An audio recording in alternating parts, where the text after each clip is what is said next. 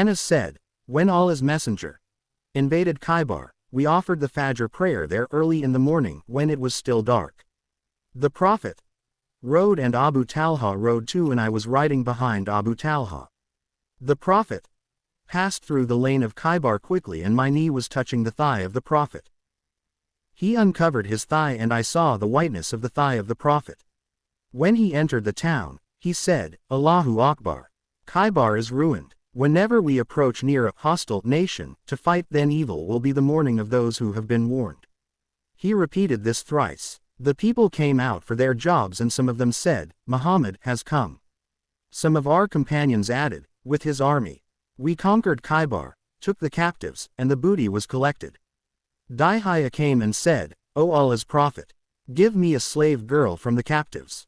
The Prophet said, go and take any slave girl. He took Safiya bint Huyai.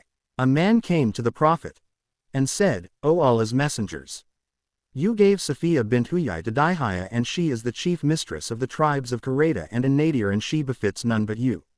So the Prophet said, bring him along with her.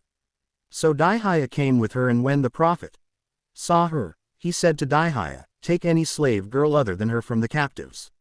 Anas added, the Prophet then manumitted her and married her.